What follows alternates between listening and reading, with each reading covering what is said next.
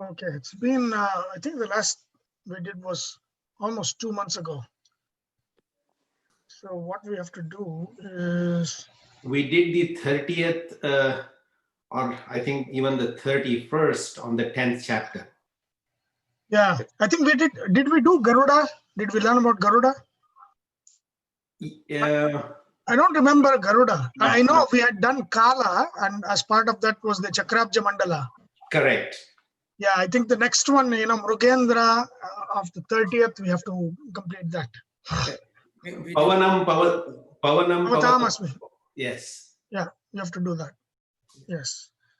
Okay, but before that, let me share the spreadsheet.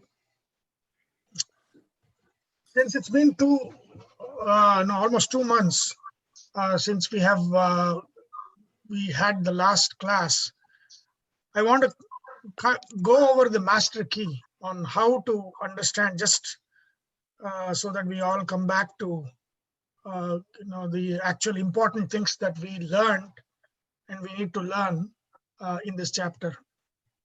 So for the 10th chapter, what is the most important thing? Why did the 10th chapter commence? So if you look at that, if you look at what Arjuna asks in verse 17, he says, Katham vidyamaham yogin tvam sada parichintayan keshu keshu cha bhaveshu chintyosi bhagavan maya. So what he's saying is, what he's asking Krishna is, Katham vidyama, how should I conceive of you? How should I think of you? What should I think of you in my meditation? And then he says, Keshu keshu cha bhaveshu, in which forms, external forms in this world, in creation, should I pray you in? Keshu keshu cha bhaveshu, in all of these creation, in which forms should I invoke you or should I worship you? I need to know that. And as an answer to that, Krishna talks about all these forms. And so the first thing to understand about the 10th chapter is that these are all forms that needs to be used for or in meditation. These are the forms that you need to meditate upon, meditate on. That is number one. Number two is, of course, God is in everything, in everyone, in everything, in all of creation. So which forms are the most important ones that you have to meditate on? Should we meditate on any form, all forms? What should we do? So for that, Krishna says two things. One is, think of me as being within the best in class and best overall, right? So that is the Vishesha that is important there. That means, yes, God is in all animals, but the king of all animals is lion.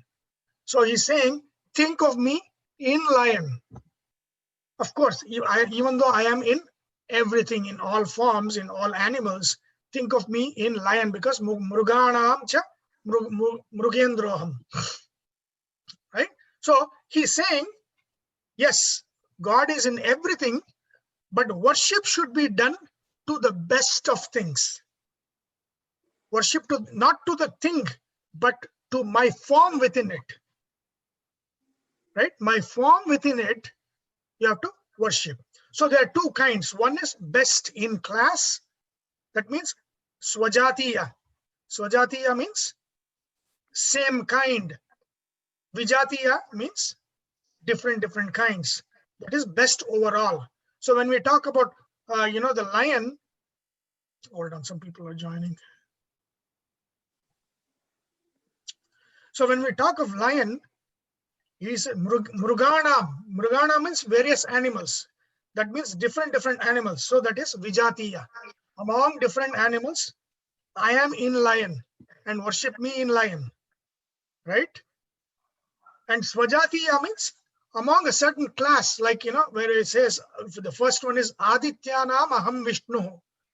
That means among Adityas, the 12 Adityas, the most powerful, the greatest is Vamana Aditya or Vamana.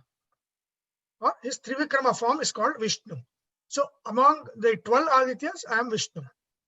Right? So that becomes Swajatiya. And when he says Nakshatranam Aham Shashi, among all of the nakshatras, I am moon. That becomes Vijatiya, because moon is a graha and not a nakshatra. But even though his graha is nakshatra adhipati. So moon, even though it is different, it is the overlord of all the constellations. And therefore, he is the more important than the constellations. So these are the things. Who to worship? The best in class or best overall. That is what, that is where you worship Paramatma. See, among Muslims, there this, they, whenever they see the very great or beautiful thing, they say MashaAllah or Subhanallah, right? I mean, we have heard all that. It is very similar to this, what this concept is. That means when they say MashaAllah, that means when there's a beautiful thing or a big or powerful thing, the greatness of that is not within itself, but it is derived from, created from God. And therefore, even though it is great, that greatness is not in itself, but derived from the power of God. Right? And that is best. That is what Krishna is also saying here. Best in class represents that. What you have to say, the best in class is nothing but the reflection of the spark of Paramatma's infinite glory. That is how you connect that. Swajatiya, Vijatiya. But what these Subhanallah and all of those things do not talk about is why worship Paramatma in the best and not in everything. Why not in the worst? Guna Anusandhana. Because, see, that's what I'm saying. What you conceive is what you will be. If you think of Paramatma as, like the Taittiriya Upanishad has this beautiful mantras where it says, Tat pratishthet upasita pratishtavan bhavati. Tan maha ityupati upasita mahan bhavati. Tan nama ityupasita namyante asmai kamaha. Tam brahma ityupasita brahmavan bhavati. Tam brahmanas parimana ityupasita, something it says that dvishantaha mriyante or something like that. So what it means, that if you see him or worship him as Maha, like in a mega, right? The word mega comes from Maha, mega. That means big, great, like the highest, the strongest, the fastest, the most powerful, the most knowledgeable, the most omni in all of those. When you conceive of him like that, that guna increases in you. That guna expresses in you. Tan maha ityupasita. If you look at Paramatma as Maha, Mahan Bhavati, you become Maha. Your guna becomes Mahaguna, Mahan Guna. Tan Nama Ityupasita. If you look at him as somebody who the whole world bows to, Namyante Asmai Kamaha, all desires bow down to you. Right? So, Tam Pratishthet Upasita Pratishtavan Bhavati. If you look at him as one who has given each one of them their positions, then you become Pratishtavan. You will gain the power and the guna to make people into their positions. Right? Maybe the CEO, where you can give them the different jobs, right? Like Pratishtavan Bhavati. Right? Like that. So what it's saying, what you see Paramatma as, that guna increases in you. And that is the key to worship. If people say, what is worship? What should I pray? That is the master key of worship. The worship is guna anusandhana. And why guna anusandhana? Because that guna increases in you. It is not for Paramatma. You are doing it for you. The prayers are not for Paramatma. the prayers are for you, because what you see and meditate Paramatma as, that guna increases in you. Sunil, Venki, just to make sure you're recording it, right, Sunil? Yeah, I'm recording it. Yes. Okay, thank you. Okay. So those are the things. So it's all forms of meditation, and meditation is done on the best in class, the best, because the best will reflect the spark of Paramatma's glory. And when you think of that Paramatma's glory, that guna anusandhana increases that guna within us. And that's why the worship should be done to the best. Even though Paramatma is everywhere, is everywhere, the worship is done to the best, the fastest, the strongest, the most beautiful, the most, the most knowledgeable. That is the one that is worship worthy, because the spark of Paramatma has expressed itself the most there. When you look at that form and then worship Paramatma in those forms, then that guna increases within us. Right? That is the master key for worship, for understanding this chapter of why Krishna is saying, among all of them, I am, among all of the Rudras, I am Shankara. Why? Because Shankara is the best. He is the greatest. And therefore, he is worship worthy. And therefore, Paramatma's spark within Shankara is worship worthy. Right? Same way, among all the warriors or the generals, Skanda is the highest. And therefore, he is worship worthy. And therefore, that spark of Paramatma within him that is making him the best is worship worthy. And when you worship that, then that warrior guna increases in us. Okay, so that is the second master key, how to understand. And now the third master key is connected to this idea. That is, why not worship with everybody, everything, within everything? Because I said there are two concepts. One is Sannidhana concept, and the other one is Avesha concept. See, again, the Taittiriya Upanishad says, Tatapo tapyata, satapastaptva, idam sarvam asrajata.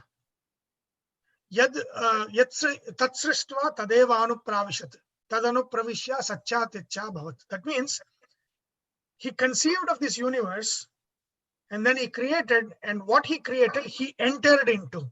Tat sristva tadeva anupravishat. That means he entered into everything that he created. And he got their names, or it's his name that he gave to those that he entered into. Right? That is what the Taittiriya Upanishad says. Now, when he entered into all of this creation, that is called a Sannidhana. So everything that is living or non-living has Paramatma's Sannidhana. That means his presence. That means his general presence. But the best in class, the best overall, not only have the Sannidhana, they have what is called as Avesha.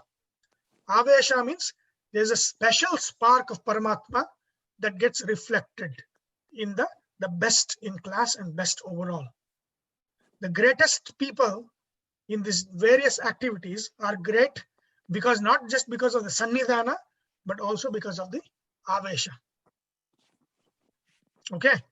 And that's where the concept comes. Sannidhana is God is in everything, is Sannidhana. Avesha is what makes something special and something's not. It's the Avesha of Paramatma that makes something special. Right? That is one. And the other one is the Pratyaksha and Tirhota Rupa. Pratyaksha Rupa means he himself in his avatara form is one of the best in class or best overall. That is, for example, when Krishna says, Adityanam aham Vishnuho, it is his form, it is his own form.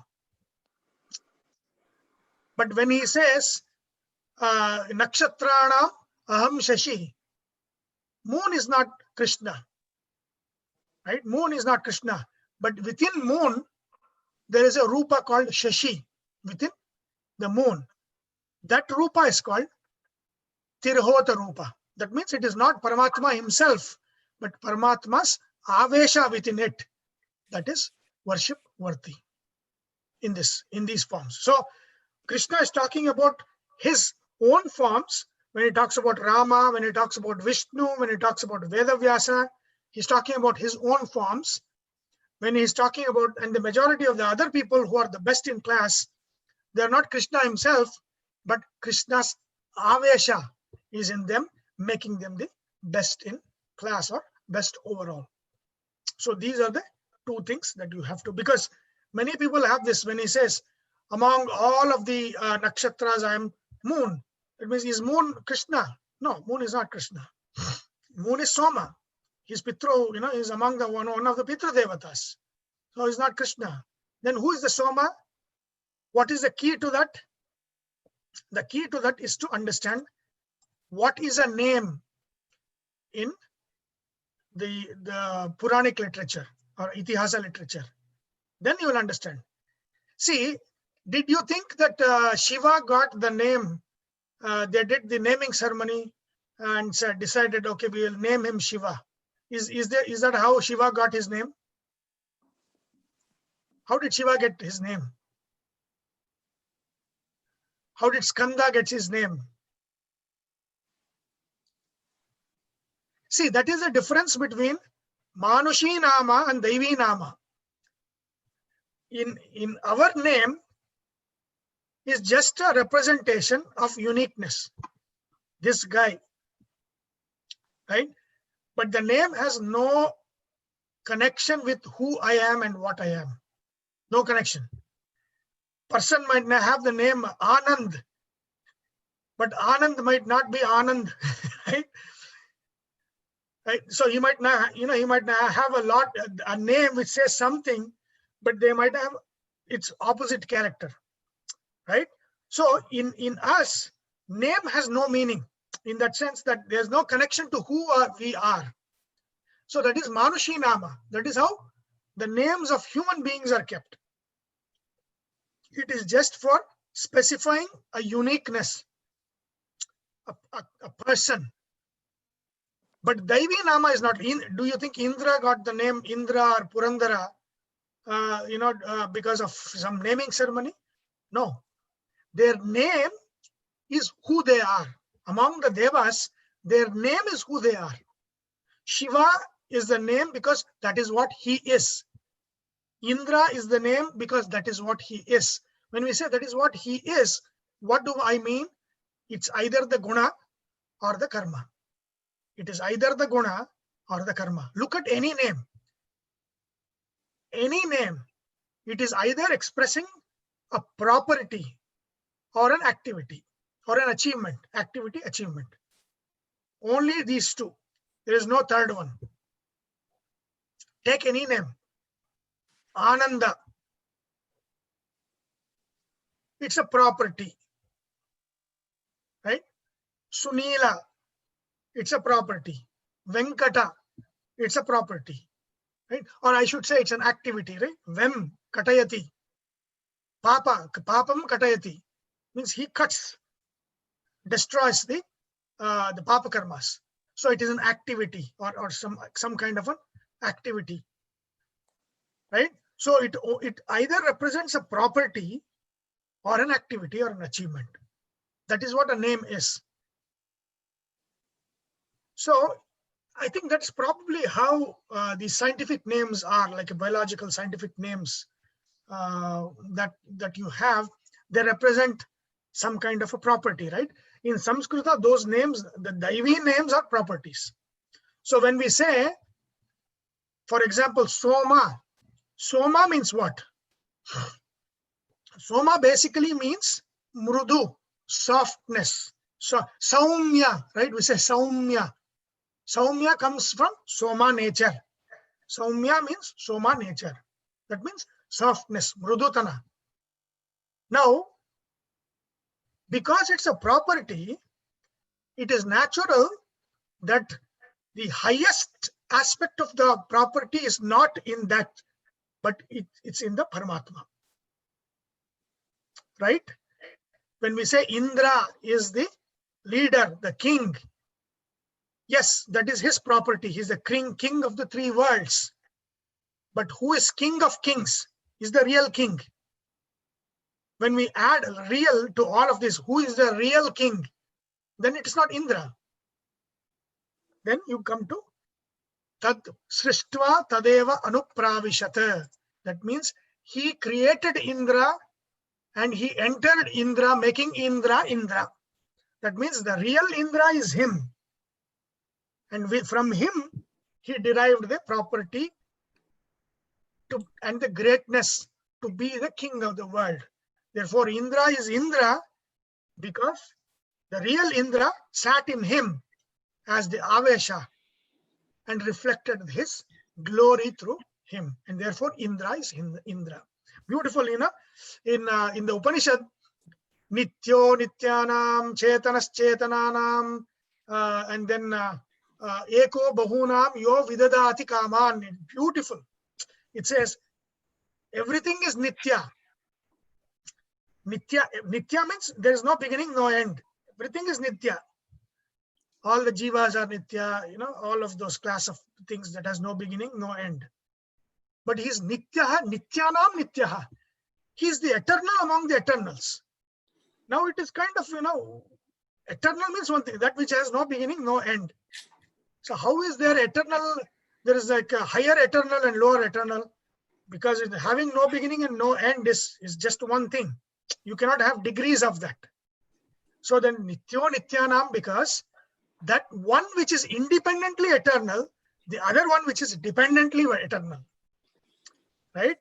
We are eternal, but dependently eternal, because he wishes us to be eternal. We are eternal. Therefore, he is not eternal like us. Even though we both are eternals, Upanishad says, Nityo Nityanam. He is the eternal among eternals. Right? We are eternal due to his wish. He is eternal because of his own himself. And therefore, he is the real Nitya. We are not the real Nitya. Right? Nityo Nityanam Chetanas Chetananam, he says. He is the awareness among awarenesses. We all have awareness, but he is the one not only that gives us the property of awareness, he is infinite awareness. Therefore, the real Chetana is him. We are dependent Chetana. Right? And he says, Eko Bahunam. There is so many of us, infinite Chetanas, but he is Ekaha Bahunam. Among infinite, there is only one. He is Ekaha Bahunam. Yo Vidadati Kaman. He is the only one who has the capability to give us the blessings of the wishes. All of us cannot bless ourselves with our wishes. Only he can bless. Right? So it's a beautiful thing. And that is what the Upanishad says is the name's real highest property or highest meaning of a name in the real sense always belongs to Paramatma. And therefore, tad srishtva tadeva anupravishat. Therefore, he created it and he entered it. It is only true if name was guna and karma. If name was something, meaningless, then it would not be, this would not make sense. He who holds all names makes sense because he is the meaning of those terms in the highest terms of the sense of those words, those names. Because name is property or activity or achievement. Those are the only two things any of the name can specify.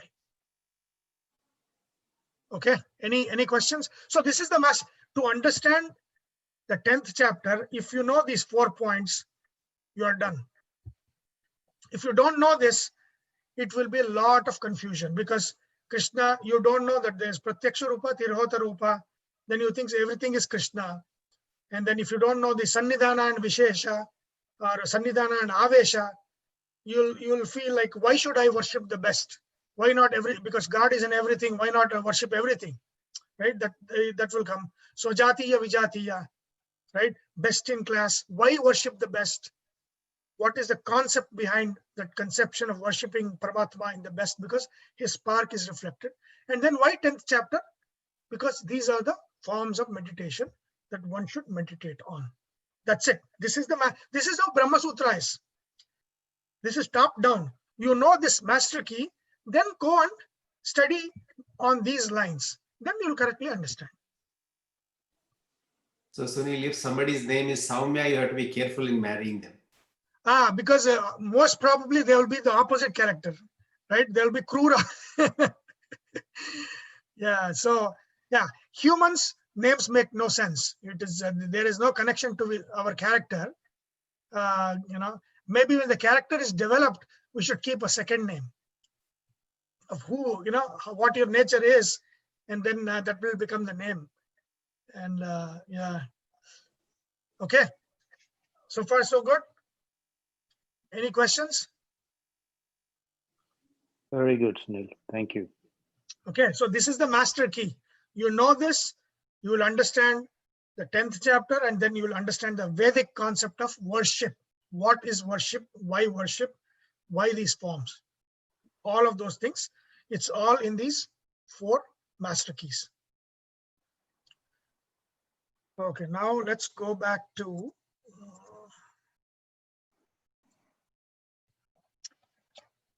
I think we had completed half of the 30th verse. Prahaladaschasmi Daityanam. So we went through the story of Narsimha Avatara. Kalaha Kalayatamaham. Time. And then we went through all the the different time units. We went through the Chakrabja Mandala and how connecting the time with us and all of those things. And then now he says Mruganam cha Mrugendroham. Among all the animals, I am Mruga Indra, the king of all the animals, which is lion. He's the lion. And so what kind of form is this? Let's connect to the master key. Mruganam cha Mrugendroham. What does it say? It's a form of worship. Of course, which form is in the lion? Vijatiya. It's a Vijatiya form, right? Because it's among all the animals, I'm the king of the animal, which is the lion. It's a Vijatiya animal, Vijatiya form. And which is what? Sannidhana or Avesha?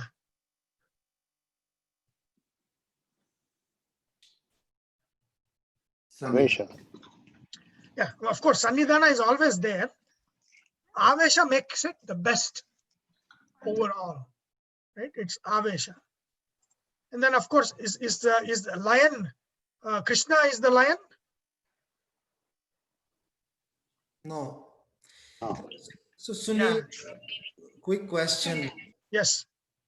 In terms when you say Sannidhana, so based on what you just said, Sannidhana is common for every being that exists. So that's Correct. a given. Yes. Avesha is what makes something very special. So Sannidhana is given. So any form that exists is a part of Sannidhana, Paramatma Correct. Sannidhana, right? Anything that is created has Anything. Sannidhana. Okay.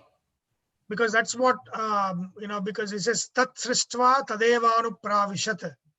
That means whatever he created, he entered into it. Right. And Avesha exists only in special forms. Correct. Avesha cannot be like in animals, if you look at it, other than lion, anybody else and no other creature will have Avesha. Is that a fair statement to say? No, it's not really. We can say that, let's say, among all of the dogs, there is a big, strong, greatest dog. Okay. That why is it the greatest? Because of, so there is some avesha, some reflection of the greatness. Okay. So which means Avesha can be in multiple beings. Right. But this avesha is overall avesha. That means the reflection in the highest form, like you see, this, you can think of this Sannidha in this avesha as avesha of Narsimha. Yeah. Right. So Yeah. the Sankarshana Rupa, Narsimha Rupa, Right. that avesha is in Simha, and that just a spark of that glory gets affected in the glory of lion and the greatness of lion.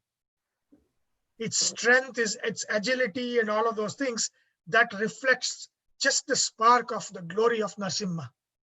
Okay. Thank you, Samir. Right? So again, the other one, see here, it is very important to understand this, right? Why? See, when Krishna says, among all the animals, I am the lion, is there one lion? No, it's a lion is a species, right? It's a species. So that should tell you that Krishna is not referring to them as himself. He's not saying that I am lion, right? Okay, if it is one person, you can say, okay, I am in that person. But lion means it's not one person, it is lion, it's lions, right? So it's not, each lion is not Krishna. So it means it is Avesha Rupa, which is in it, in the lion, in the form of Narasimha, the spark of which makes lion the greatest animal there is in terms of strength and agility and the greatness of lion. That makes it, that is the spark of Paramatma's greatness that is reflected through any lion for that matter. So he did not, Krishna Paramatma did not talk about Manushyanam, something in like, it's not there. No, king, he says among people, I am the king. Amongst all living, amongst all human race, it is the king. He says I'm the king. Again, that should tell you that king is a position. So how can Krishna be a position? Right. Yeah. That means it is the greatness that gives a position. Right? What makes what is that spark that makes somebody a president of the country? Right? Not everybody is it. It's not everybody. There has to be some kind of an avesha to make somebody, whether they deserve it or not, that spark gives them that position, right? Among people, he makes them the king. Right. That is the glory. That's Paramatma's glory. Thank you, Sunil. Okay. So that is the thing. So it is the Pratyaksha Rupa is he himself. Tirahota Rupa is his Avesha form within that, whether it's position or a species or whatever it is, that makes them special, greater than the rest. That is what he's talking about. And that makes them worship worthy. Okay, so now we went Mruganam cha Mrugendroham. So he says, among all of the animals, I am the king of those animals, which is the lion. So that means lions got the name Mrugendra because in the real sense, who is the Mrugendra? Paramatma can be worshipped as Mrugendra. It's a name of Paramatma. Mrugendra is the name of lion, but really it is the name of who? Paramatma. No, Mrugendra is, how is Mrugendra the name of Paramatma? What is Mruga?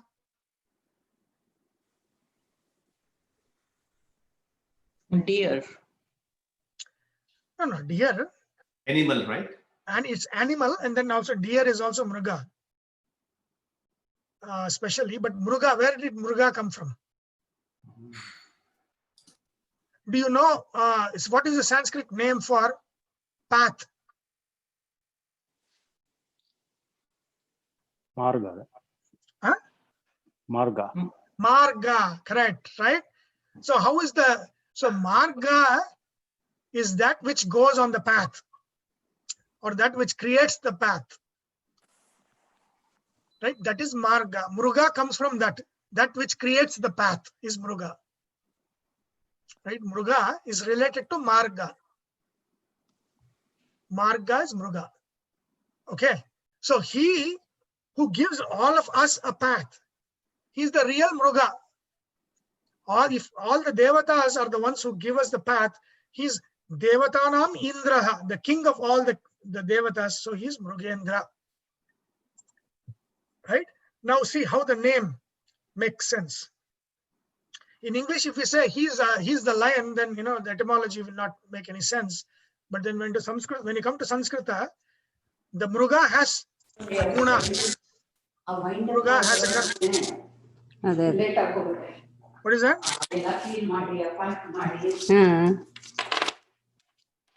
Can you please mute? Yeah. So see again, Mruga. That was okay from yesterday. Hello.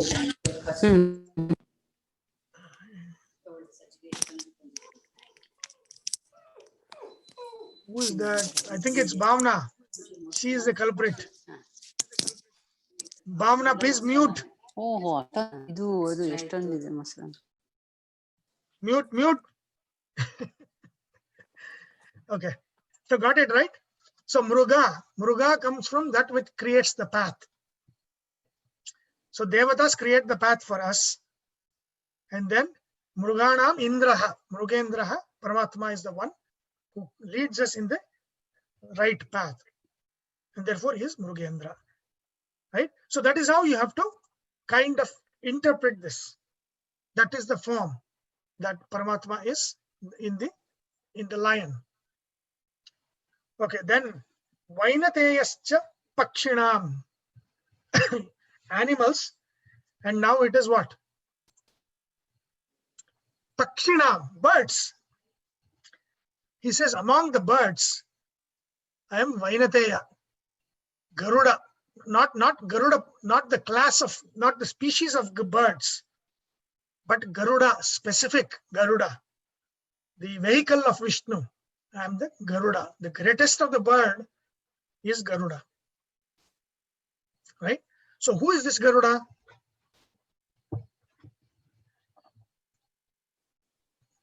Do you know the story of Garuda?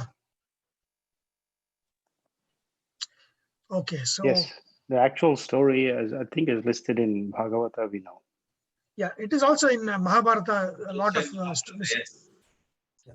Yeah, stories of Garuda is there in Mahabharata, Bhagavata, and all of that. So first of all, who is Garuda? Just like Shesha, there is Adi Shesha. That means he has always been with Paramatma. And then the Shesha Avatara. He also gets born as the son of Kadru. Right? The same way, Garuda is, there is Adi Garuda, always with Paramatma. But then there is Garuda who is Vinata Putra, the son of Vinata. Like if you look at this hierarchy, Garuda is, where is Garuda? Here. Just below Brahma and Vayu, Garuda, Shesha, Rudra, they come there. So they are the Antakarana Adhipatis, Ahankara Adhipati. Ahankara, the Ahankara, that Buddhi, all of those things are ruled by Garuda, Shesha, Rudra. So very, very high deities. Very high deities. So going back here, who is this Garuda and what was this Garuda? See, Garuda takes no avatars other than being born as Garuda himself. Right? For example, Shesha took the Lakshmana Avatara and Balarama and all of those things. There is no Garuda Avatara other than being Garuda himself. Born to Vinata, Garuda has no avatars. Right? He has no avatars. Does it also mean that Garuda does not, you know how you said Shiva is Shiva now, but or Brahma is Brahma now, but he will get moksha after 100 years, and Hanuman will take the position of Brahma. Yes. So yes. nobody will really take position of Garuda. Nobody will take the position of Garuda because Garuda will become Mukta as Garuda. Okay. Right? Vayu, like Pradhana Vayu, Mukhya Prana, who is Hanuman, will go to the next because that is his capacity. He can grow. For Garuda, he is his fullness. Right? Shiva becomes Garuda in the next 100-year cycle. Shiva becomes Garuda and then becomes Mukta as Garuda. Right? So that is, that means if Brahma is an ocean, Shiva is the sea. I mean, the Garuda is the sea. And that is the main, the utmost capacity of Garuda is that. Once that is reached, he's full, right? He's expressed himself fully. There is nothing else. He is himself. And so he becomes Mukta.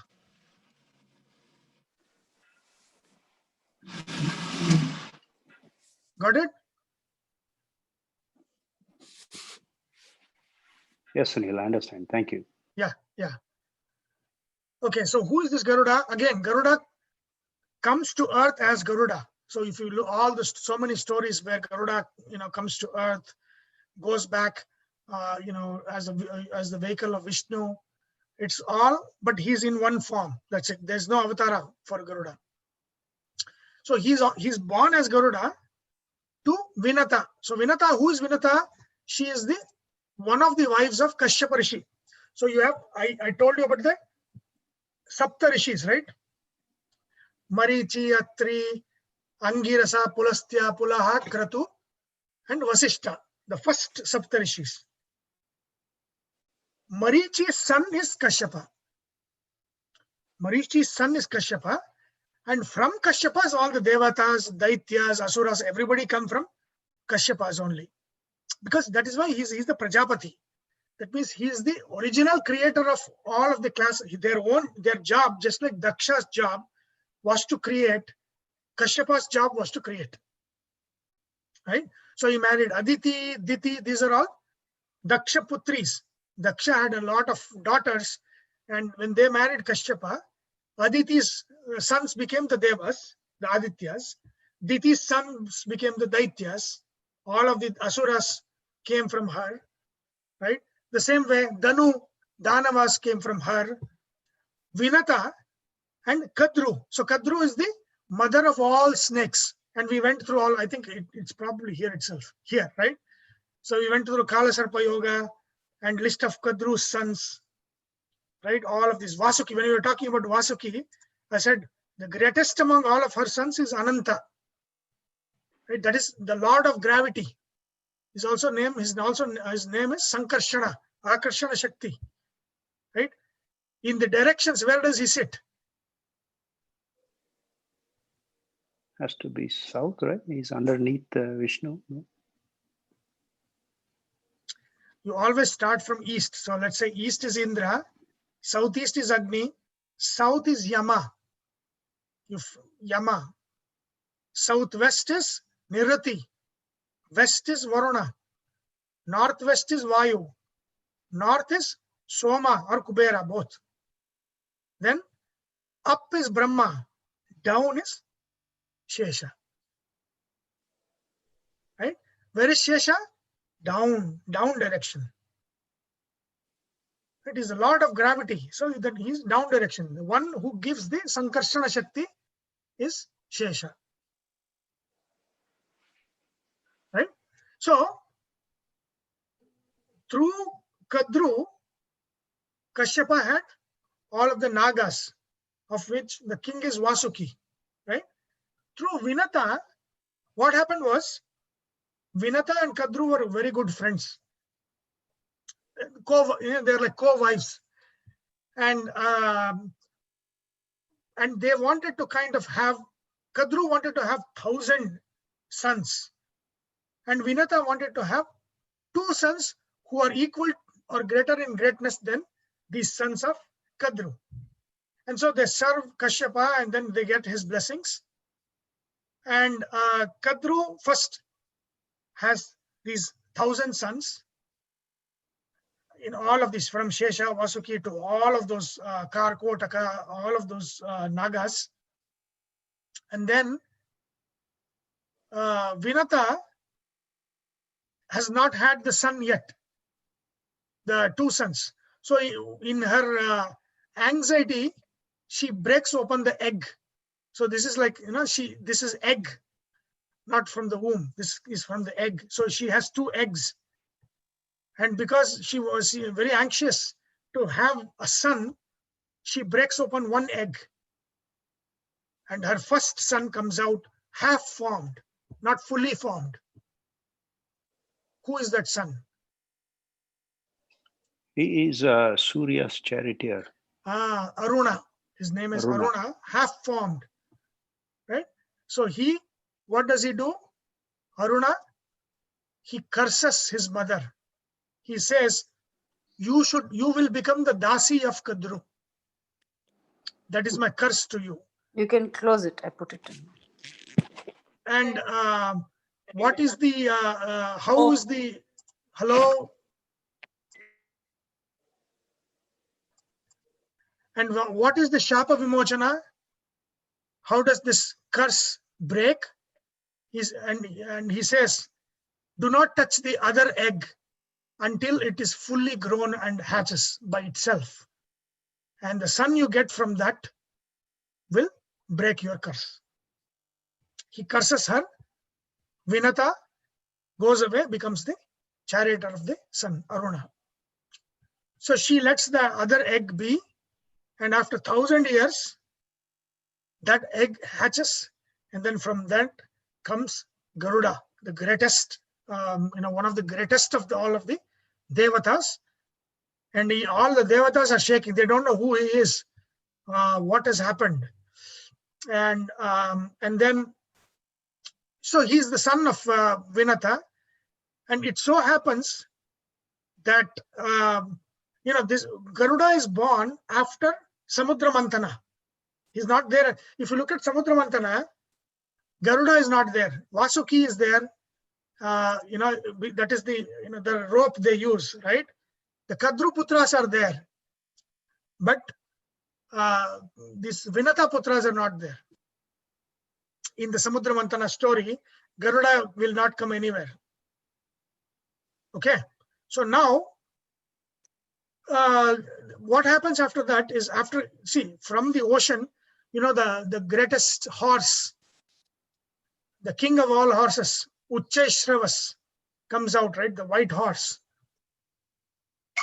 And so because of curse of Aruna, what happens is that these Kadru and Vinata are kind of competitive.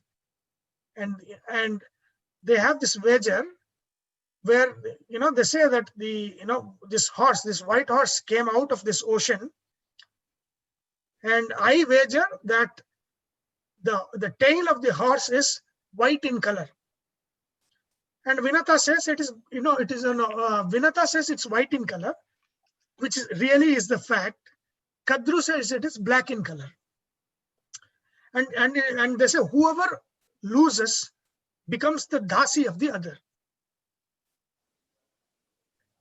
And what Kadru does is she tells her sons to hang by the tail of the horse so it appears dark, black. And when they go and see the horse, all these snakes are hanging and it looks dark, black.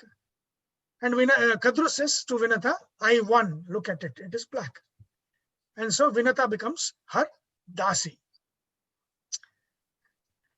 And years pass, and Garuda is seeing that his mother, who is such a great, is a great devotee, is a servant of Kadru, and he knows that it is because of trickery that this happened, and he wants to make sure that he's out of the curse. This is what Aruna says, right? He says, your son will break that curse.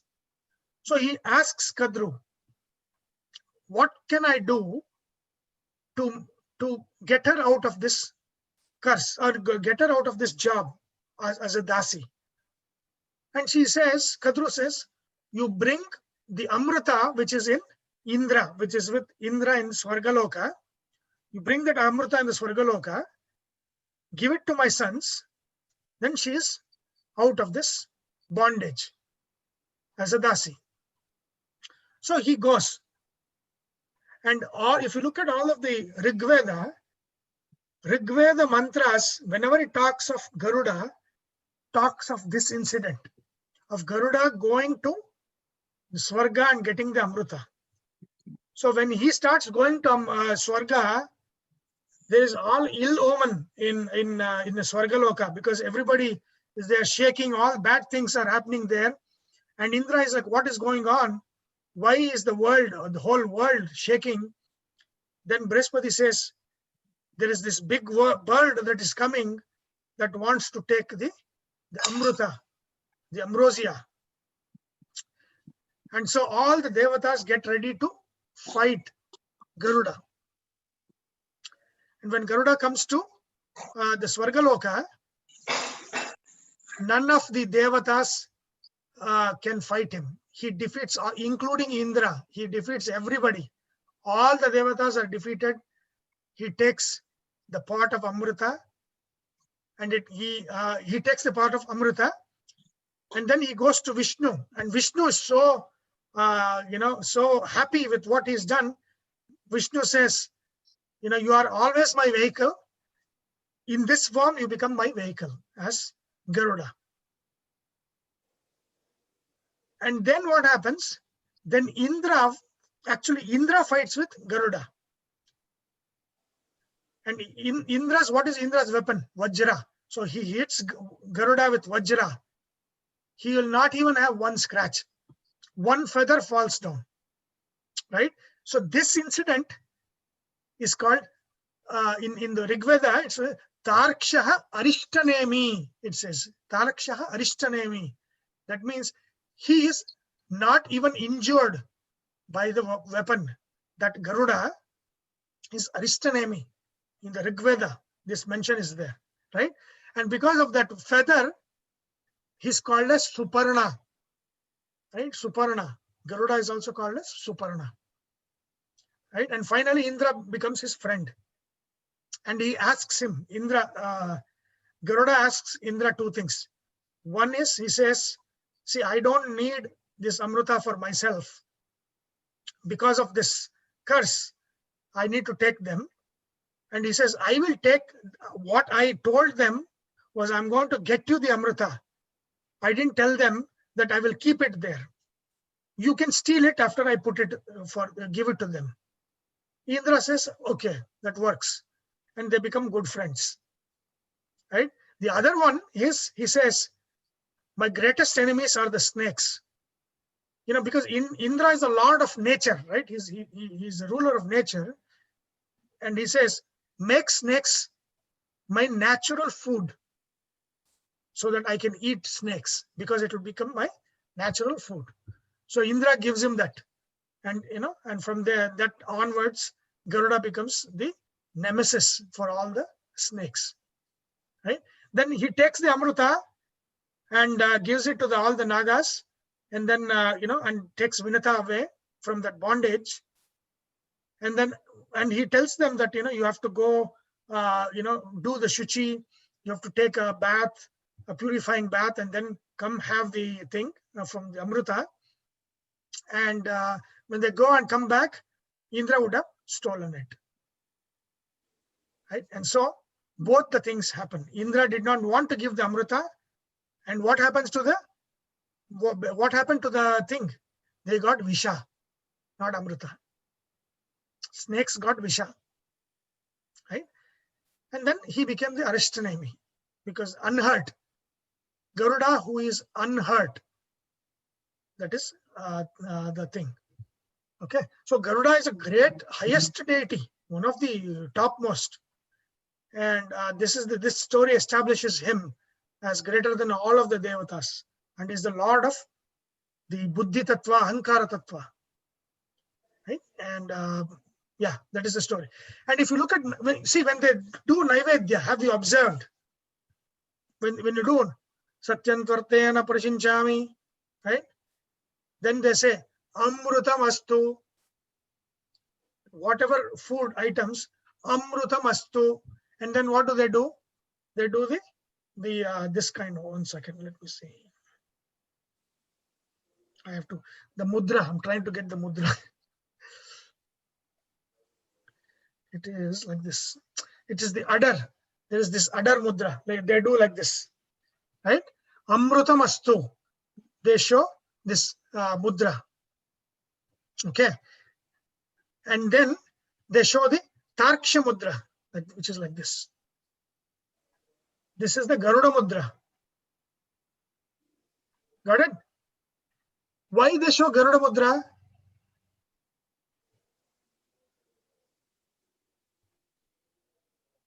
Man, I don't see anybody. You should turn the camera on, otherwise I feel like I'm speaking to nobody. Or at least I see Karthik. You guys need to turn on your cameras. Right? Garuda Mudra. Yeah, why do they do this? Taraksha Mudra. To begin the offering To the Naivedya, they do Naivedya, and they do like this Shankamudra, they do Shankamudra, then they do the mudra of the udder, Amrutamastu, and then they do the mudra of Garuda. Why? to offer to the Not for offering. to open up things. Because if there is any Visha, who is the one that cures all the poisons? Okay. Garuda. See, Garuda mantra is used to remove poison, Wow. Okay. right? Because again, he's opposite to the property of the snakes. Snakes have poison. Garuda is opposite to poison. Okay. Right? So Garuda is very important, especially for Rahu. Rahu is a snake, right? This the snake form. The Visha of Rahu is taken away by the Amruta of Garuda. Super. Garuda Mudra. So they do what? Why do they do Garuda Mudra? Means if there is any poison, let that poison be neutralized. Right? That is what they use. Shanka Mudra. This one, there is the Surabhi Mudra. That's called Surabhi Mudra. The udder pose. It's called Surabhi Mudra, Amrutamastu. And then they use the Tarksha Mudra for Visha goes away, to neutralize the Visha. Okay, so that is used for the Garuda is very important, very, very important. The worship of Garuda is not there now, not popular. But if you look at Rig Veda, he is a very, very important deity in Rig Veda. If you look at all the mantra in the mantra literature, Tarksha mantra is very, very important. Especially, see, when you are doing the mantras of course, Prana, which is higher than them, Garuda, Shesha, Rudra, none of these aristas come. None of the aristas come because they are buddhi, antakarna abhimani devatas. They are above indriyas. They are above jnanendriyas. They are above karmendriyas. Because all of the indriyas, adhipati is Indra. They are above Indra in their power. And so what is above Indra? Manas, buddhi, ahankara, chitta. So they are the lords of those antakarna. Right? That means they are greater than all of those. And when you worship them, they give you power in those, in Antakarana, Veda Vidya, understanding correctly. The Visha of ignorance goes away. All of those things come from the worship of Garuda. Very important. Worship of Garuda is very important. Even though it is not there now, Rigveda mantras, Suparna, calling him Suparna, Tarksha, Arishtanemi. In this one, Shanno Mitrasham Varunaha, Shanno Bhavatvaryama, Shanna Indro Brihaspatihi, Shanno Vishnurukramaha. No, that doesn't come. Namo Brahmane Namaste Vayo. No, there is somewhere Arishtanemi it comes. I forget which Shanti mantra that is. I think it's But again, Purusha Sukta. what is that? Purusha Sukta, right? No, Purusha Sukta, it doesn't come. Arishtanemi doesn't come. So Purusha Sukta is Sahasra Shirisha Purusha. 3 Purushas. Parama Purusha, which is what? Which this one is talking about. Shanno Vishnur Urukramaha. Urukrama means who? Who is Urukrama? What is Krama? Krama means steps. Order. Steps is Krama. Krama is footstep. It's Krama. Urukrama. Urukrama means long footsteps, which is what? Trivikrama. He's also Krama, right? Trivikrama. 3 who took 3 strides, which were big strides. Therefore, he is Trivikrama. Trivikrama form. So Vishnu Urukramaha is what? It connects you to where? Adityanam Aham Vishnu. Who is Vishnu? Vishnu Urukramaha, Trivikrama. Who is Trivikrama? Aditi Putra. So that is why he is Aditya. Got it?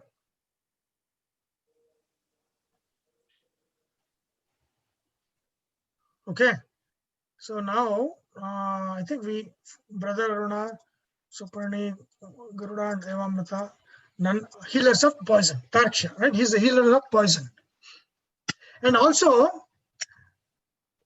another great thing which I cannot tell here, but the Garuda mantra is ulta. You know that? Garuda mantra is not, like for example, we say Vishnave Namah, right? Yeah. It actually comes as ulta, where if the letters are turned around, in the Garuda mantra, the letters are turned around. Right? The Garuda mantra is very, very interesting because it's not Garudaya Namaha. It is, there is a specific word of which the letters are turned around. The letters are turned around. And Garuda mantra is actually ulta. It is actually ulta. And why that is? Can you tell me why that is? Why is Garuda mantra ulta, turned around? Like for example, Rama, let's say Ramaya Namaha. Instead of that, if I say Nama Maraya, Okay. that is ulta, right? Like that, the Garuda mantra is actually ulta. Instead of saying Rama, if I say Mara, that's the ulta. For Garuda, the mantra is to take the words into ulta, make it ulta. Okay, It is somebody because answered. that. It is because Bhadran Karne, correct. That's the Shanti mantra. That's not, no, so I'm answering Gautam here. That is not Purusha Sukta, but it is the Shanti mantra of the Purusha Sukta. Bhadran Karne Vikshunayam Adeva Bhadram Pashyema Kshabihi Yajatraha. That one. Arishtanemi, correct. Arishtanemi comes in that one, in that Shanti mantra.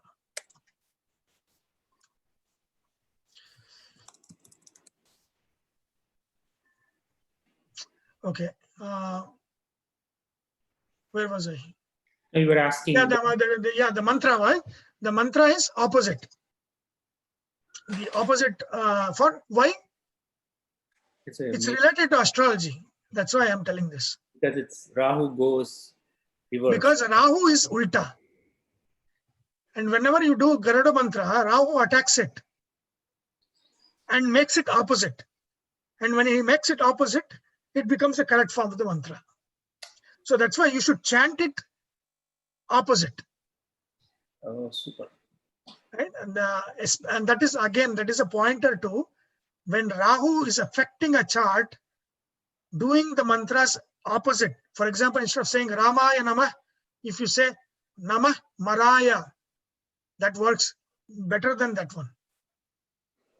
If there is a Rahu influence, because Rahu is bringing the ignorance by making it Viparita. If you say eat like this, Rahu will say eat like this. Right? So what you have to do, when you have to teach like this, eat like this, then Rahu will say no, eat like this. That is why Garuda mantra is opposite, because Garuda is directly attacking Rahu. So all these things are there. Good? Yeah, very good.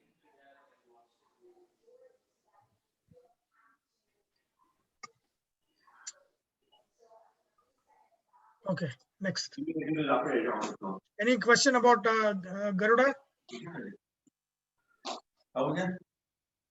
Maybe a bad question, Sunil. What makes Garuda above Shiva? Equivalent to Shiva. What makes? Because you said Shiva will become Garuda after the Correct. next 100 years. Correct. But in the chart, I think you have it on the same level, right? No, even within this. Yeah, Garuda, Sesha, and Rudra. Yeah, but Garuda is on the top. Oh, So Rudra becomes Garuda and then becomes Mukta. No, he's asking why Garuda is more powerful than Shiva. So is this like There is no why. That is how they are. There's no why to it, right? Why Vayu is more powerful than all of them? That is their yogyata. Right? Yogyata. There is no answer to that.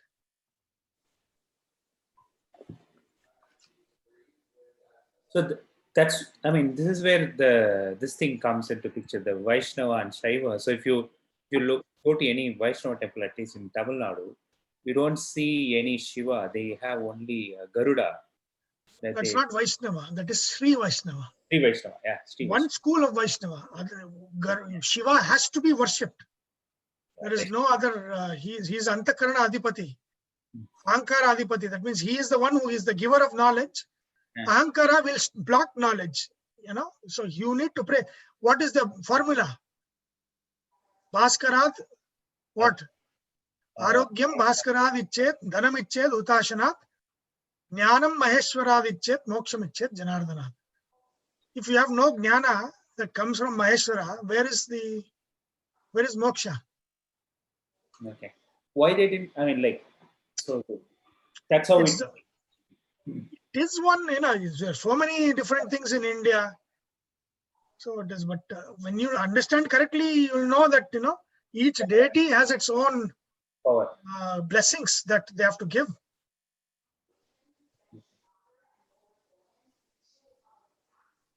Okay. Any more questions on this? Okay. So verse 31, Pavanaha Pavatam Asmi. The next verse 31 is Pavanaha Pavatam Asmi, Ramaha Shastrabrutam Varaha, the Shastrabrutamaham, Jashanam Makaraschasmi, Srotasam Asmi, Jannavi. So first one, Pavanaha Pavatam Asmi. What is Pavata? Which Two is meanings. Purifying. That which purifies, that which is fast. Two ideas are there. That which is purifying and that which is quick. Both. So if you look at here, who is the purifying, the most purifying? It's Vayu. It's Mukhya Vayu. Mukhya Vayu. That is prana. That is our prana, the Lord of the prana, life force within us. That is Mukhya Vayu, and he is the purest there is, and the purifying, right? Karthik, so when you did Pavamana Homa, what is Pavamana? The same Pava is here, right? Yeah. It comes from which dhatu? Pu.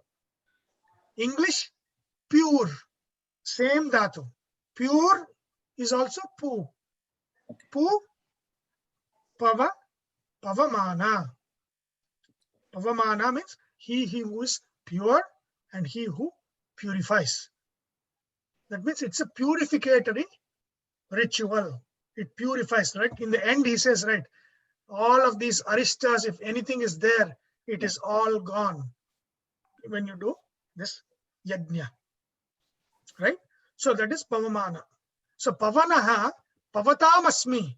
That means among all of the purifying things, purifying forces in nature, what is one purifying force in nature that we know?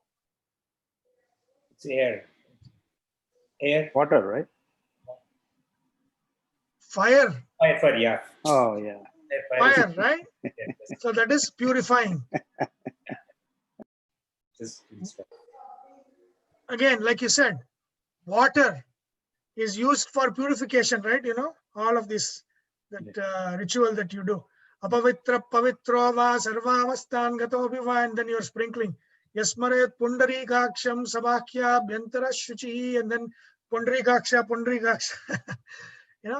And that pundarikaksha came, right? Pundarikaksha, not red eye, but not bloodshot eye, but healthy red eye. healthy eye. But so for that purification, water is there. But then more than water, more than fire, fire is the highest, is air. But air in the form of pavamana or mukhya vayu. Why? Because it is not just air, it's not just breath. It is the life force. And there is a story that repeats in many Upanishads. Kena Upanishad has it. Other Upanishads also has it. I don't know, not in Kena Upanishad, but it is in other Upanishads where Asuras want to kind of pierce the Devatas with papa. The Asuras want to pierce the Devatas with papa. So what they do, and the Upanishad goes and says that of course all the Indriya Abhimani Devatas, they pierce with papa. Like when they pierce Surya with papa, what happens? That is why it says we see good and bad things. When they pierce Chandra with papa, Chandra is a lot of ears. What does he do? We hear good and bad things. When they pierce Varuna with papa, we taste good and bad things. Right? The same when Ashwini Kumaras with papa, we smell good and bad. The same way with all the Karmendriya Devatas, when they pierce Indra with papa, we do with our hands good karma and bad karma. We do with our legs good karma, bad karma. Like that. All of those things. It says, because Asuras are able to pierce all of these Devatas with papa, with those, the Devatas can influence you to do the good thing. They can influence you to do the bad thing. Same with Antakaranas, Manas with papa. You can think good things, you can think bad things. So they went up the hierarchy, piercing each and every Devatas with papa karma. Buddhi. You have good buddhi, you have durbuddhi, sad buddhi and durbuddhi. As they went up and up, finally they came to the Lord of the life force, prana. And they wanted to pierce Prana Deva with papa karma. And the Upanishad says, just like a ball of clay, if you throw at a rock, gets smashed itself. The same way, all of these Asuras who tried to pierce Pranadeva with Papa Karma themselves got smashed to pieces. And therefore it says, he is Jeshtascha, Shreshtascha, Pavamanaha. That means deities. Right? That means he who is incorruptible, all the Devatas are corruptible. And that is the reason why their Abhimanyamana in or any of the faculties can do good and bad. Right? Eyes can see good and bad, see good and bad things. Hands can do good and bad things. We speak good and bad things because Agni was pierced with Papa. That means he's Vak Abhimani. So that means we can say good things, we can say bad things. But it says there is only one Devata who is incorruptible, and that is Pavamana, or that is Mukhya Prana. And therefore, every sadhana has to hinge on him. Every meditation has to be based on the breath.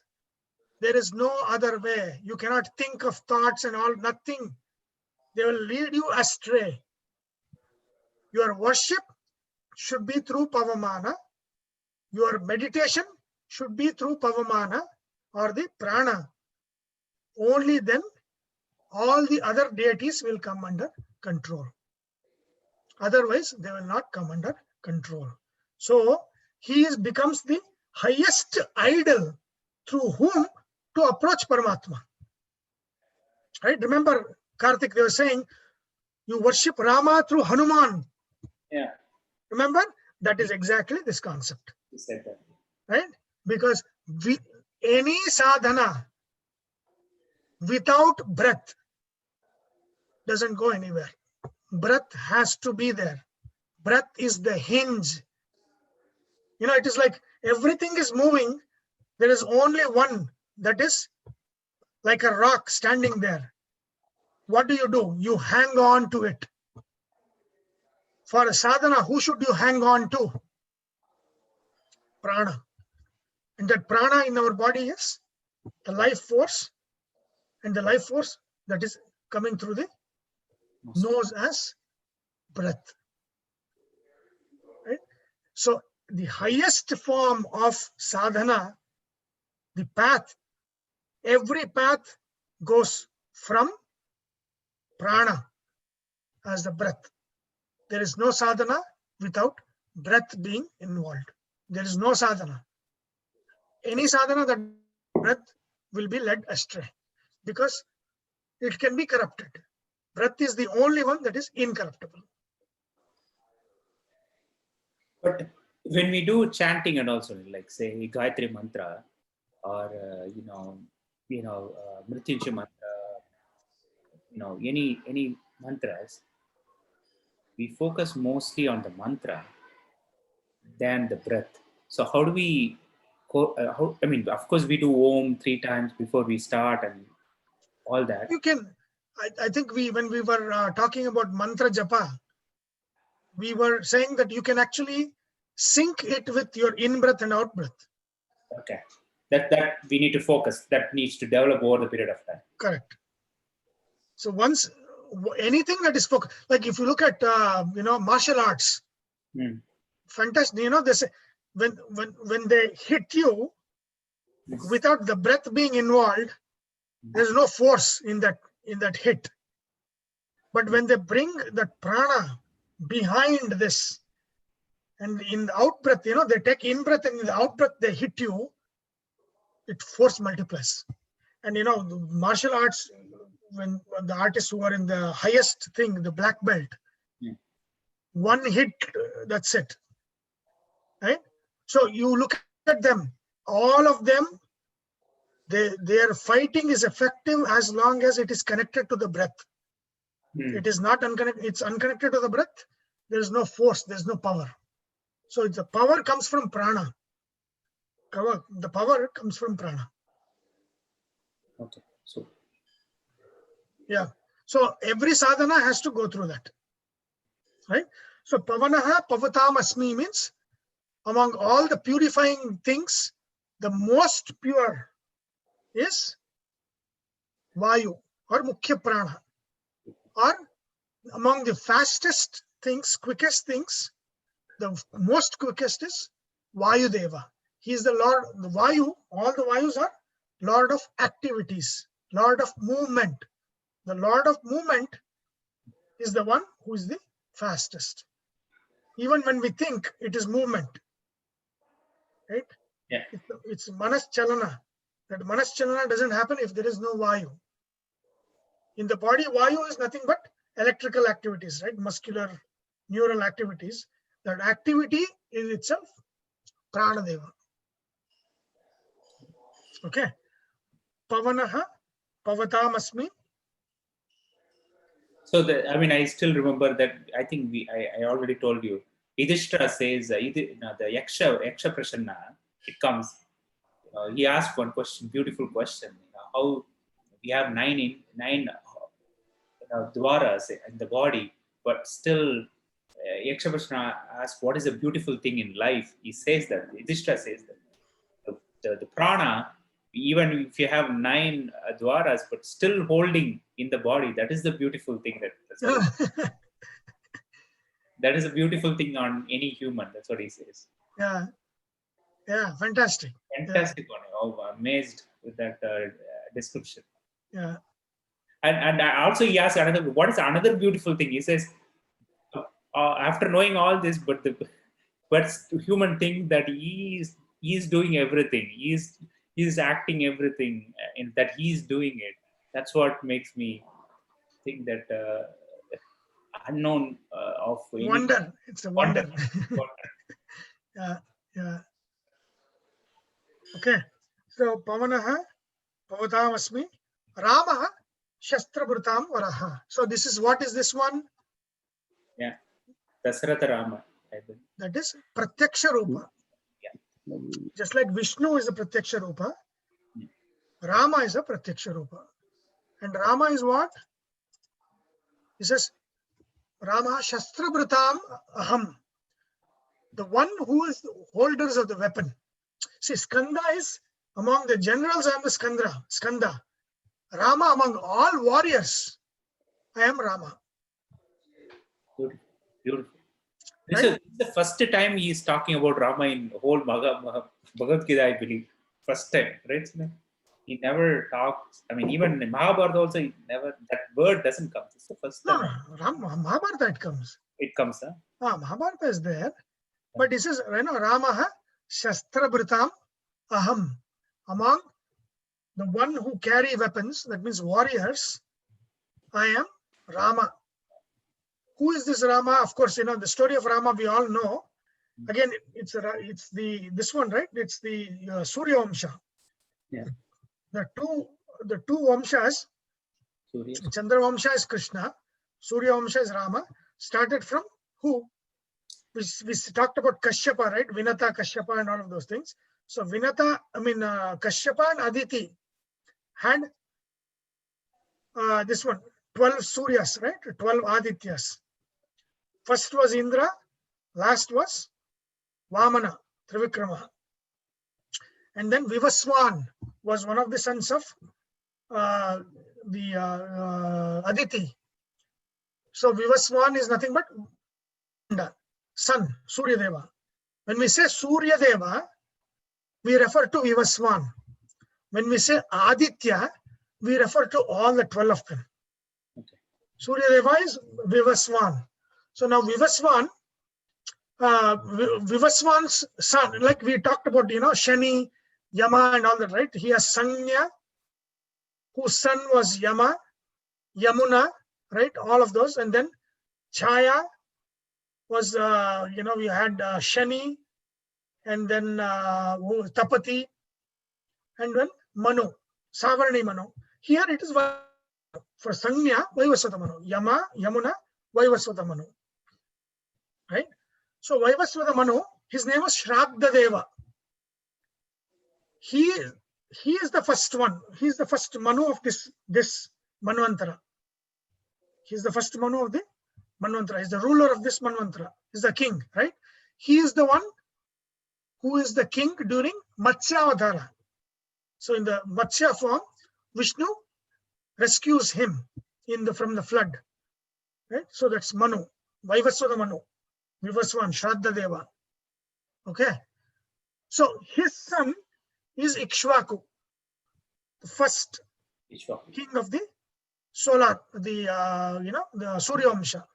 So like from them, you have all of these kings, Harishchandra, all of the Harishchandra.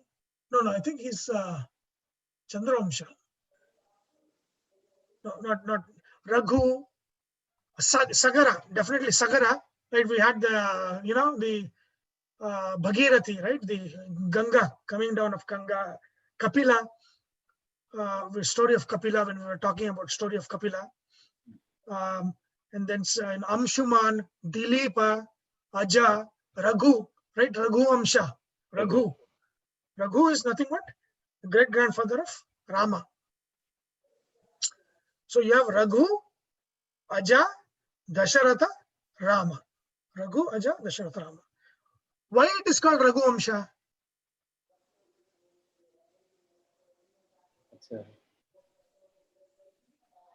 Because of greatness of Raghu. King. No, of course, greatness of Raghu. But remember, for Rama, the 3 generations before is what is considered. Oh, okay. In the Pitrukaryas, when they do Pitrukaryas and all, it is father, grandfather, great grandfather, the 3. They say Vasurupa, Rudra, and Aditya Rupas. Three Rupas. So Dasharatha, Aja, Raghu. So Raghu Vamsha. So the three of them. Your father, your grandfather, and great grandfather. These are the three that you are answerable to, or that your duty is to these three generations before you. Right? So for Rama, it is from Raghu, Aja, Dasharatha.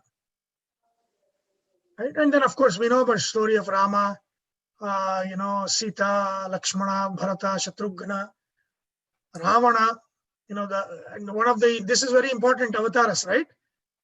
Because Jaya Vijaya takes birth here as Ravana, Kumbhakarna. So this is I said what the four important avatars: Varaha, Narasimha, Rama, Krishna. Akara, Ukara, Makara, Nada. These four. Right? So that's and these are the four forms that killed Jaya Vijaya. Varaha, Hiranyaksha, then Narasimha, Hiranyakashipu, Rama, Ravana Kumbhakarna, Krishna, Shishupala, Dantavakra. Shishupala, and who is it? Next one? Dantavakra. Again, another cousin. Shishupala is one, Dantavakra is another one.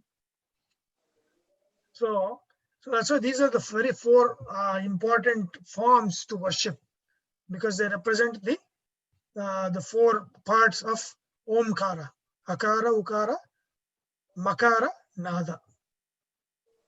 Okay, so I'll not go in depth with Rama because it's a famous story and we all know that. Is there any questions so far or anything to do with Ramayana?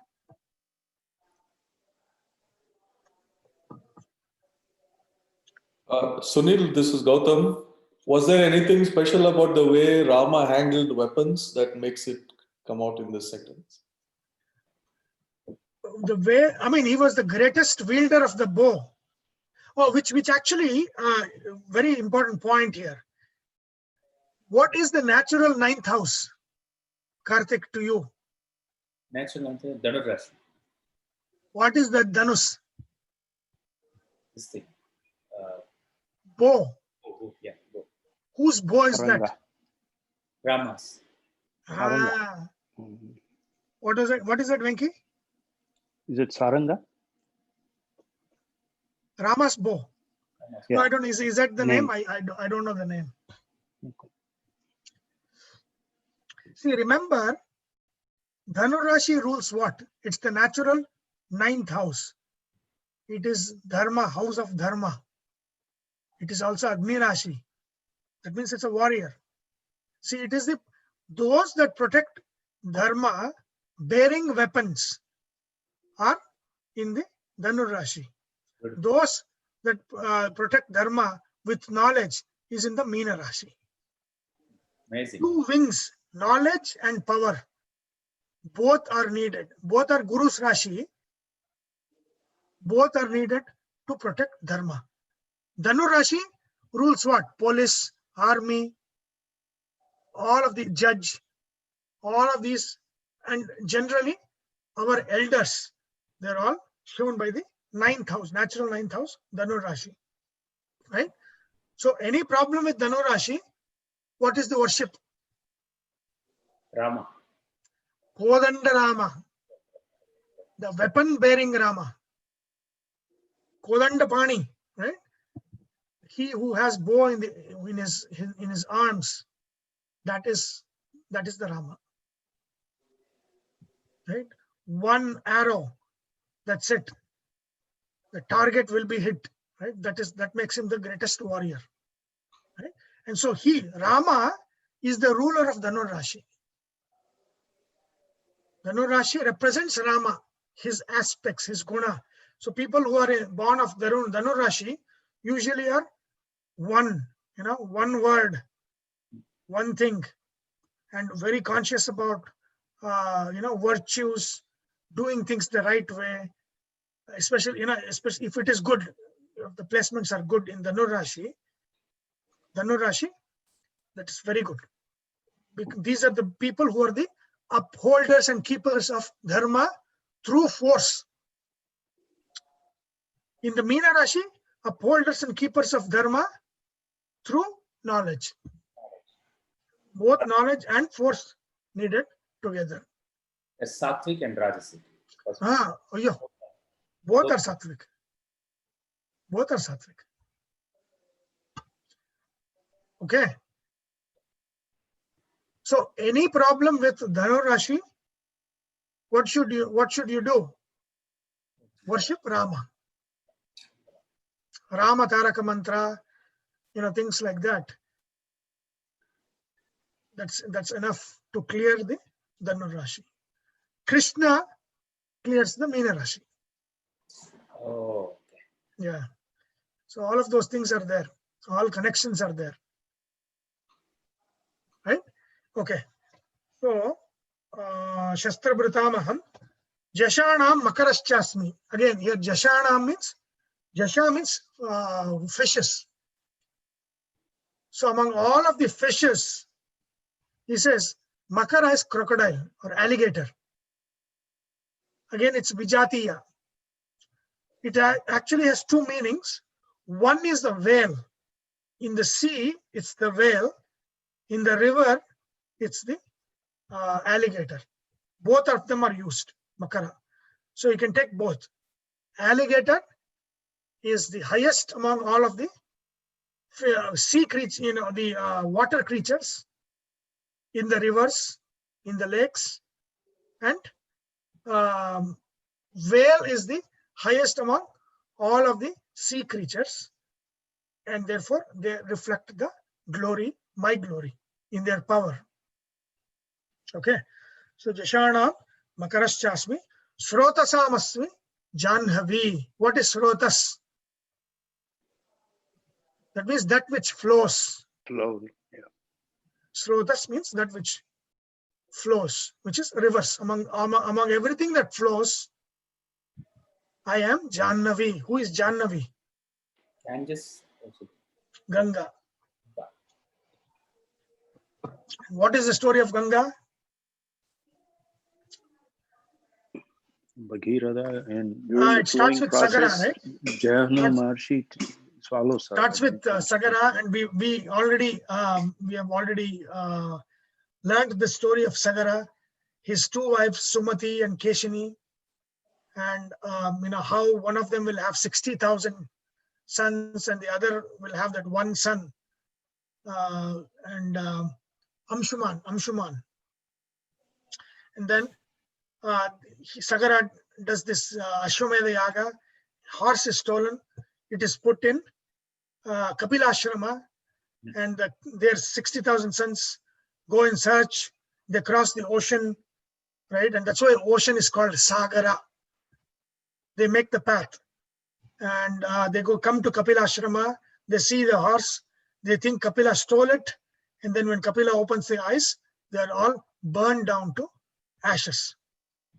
And then Amshuman goes in search of them, and then he comes to Kapila Ashrama, and then he talks to Kapila, and Kapila said, for them, because they are hanging in the middle, for them to have Sadgati, Ganga has to flow on this earth. So bring Ganga down, then they'll have Sadgati. So Amshuman, and then his son, and then finally their son Bhagirath,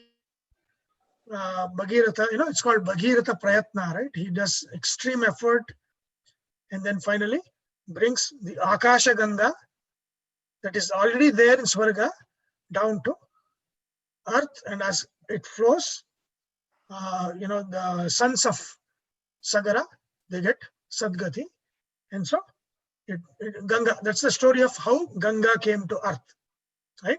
Where is the origin of Ganga?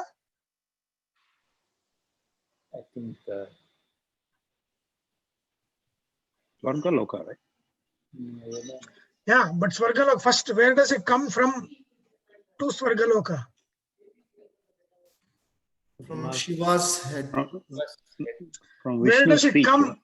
Where does it come from to Shiva's head? From moon that he carried. No. Vishnu's Vishnu feet. Padi, Yeah. from the feet, the little finger, toe of Vishnu to the head of Shiva, to Swarga as Akasha Ganga, from Swarga to earth as the Ganga Nadi. Right? And then that's how it comes. So here it says the word is Janhavi. So why Janhavi? Janu's Rishi's daughter, considered as Janu's Rishi's daughter. Daughter. Why? Because when she started flowing, she submerged, flooded the ashram of Jaknu Rishi. And then what he did, he cursed her and he said, I am going to drink all of the waters of Ganga. So he drank all the waters of Ganga and dried Ganga Nadi. And then when Bhagirath requested him to let it go, the water came from his ears and she became his daughter. So she's called Janhavi because she is Rishi's daughter. She came from the ear of Jannu Rishi. That's why she is Janhavi. Right? After Saraswati, the greatest Nadi after that, Saraswati is Nadi Tame. After that is Ganga. Okay.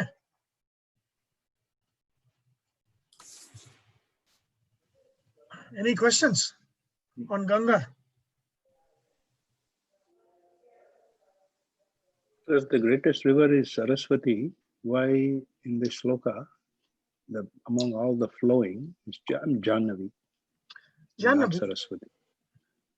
Yeah, because at that time, in the Mahabharata time, the Saraswati had already dried up. Oh. Because when the war is going on, Balarama goes for Tirtha Yatra. This whole description of where all he goes. And Balarama describes the river that he's seeing. He says the Saraswati has dried up. It's not flowing anymore, in these places. So Balarama describes that Saraswati is dried up. So at that time, Saraswati was dried up and therefore not Nadi Tame. Ganga was the big river. Okay.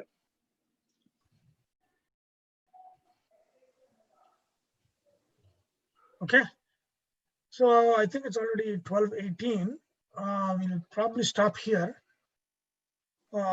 Any questions, anything to discuss from what we have learned so far today? See, this master key is the most important. If you know this, you will know exactly understand the 10th chapter. Otherwise, I remember I read Bhagavad Gita. I had borrowed when I was in 7th standard. I borrowed from a friend and I was actually sick, fever. I was home. I remember this. And so I borrowed this and from morning to evening, I completed Bhagavad Gita from 1st chapter, 18th chapter. I was just reading English. After that, I was completely confused. Why is Krishna saying, Pandavanam Arjuna? Among Pandavas, I am Arjuna, I'm Vishnu, I'm Vasudeva. He's saying I am Shiva. What I completely got confused. Why is he Arjuna? Then why is he teaching? Why is he teaching to himself? Right? And Bhagavad Gita, if you read the translation like that, you'll begin to hate. Right? It is, and that's how my relationship with Bhagavad Gita started as a hate, because it was so confusing. And I did not understand all of these things. What is this? Well, if Krishna is himself Arjuna, why is he telling Arjuna? What is all this? And then and that's how it started. But see, but if you know this master key, of course, I would not have understood this at that time. Then you need to know what is Pratyaksha Rupa, what is Tirhota Rupa, what is Sannidhana, what is Avesha, what is Swajatiya, best among class, best in class, best overall, all and forms of worship. Why worship the best?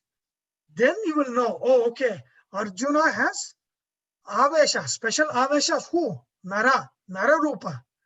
Nararupa is there in Arjuna, right? Naram Chaiva Narottamam, Daivim Gayat, Daivim Saraswatim Vyasam. That Nararupa is there in Arjuna, and therefore he's become special. It is his lineage that continued as a Chandravamsha, right? Even though he in capacity is less than Bhima, but still the important is that he has the Avesha of Paramatma, Nara Avesha of Paramatma, and therefore even so he is Indra Avatara, Shesha Avesha, Nara Avesha. All these things, forces were there that made him special. And when they left, he couldn't even fight against the thieves in the end, that he says. Take the, That Avesha went away and Arjuna became ordinary. That none of he didn't have the power to fight even normal people at that time at the end. And he laments. He says, without Krishna, and I fought Kurukshetra single-handed, but without Krishna, I cannot even defeat this army of thieves. And so that is important. So when you understand it within that context, that if you have that master key, then you will understand, oh, why Krishna is saying, among the Pandavas, I am Arjuna. Because he is not Arjuna. He is in Arjuna as the Nara, making him important, great, best. Sunil, but Arjuna is still inferior to Rama in terms of wielder of weapons, right? He's special for another reason. Yes. That is why he says, among Pandavas, I am Arjuna.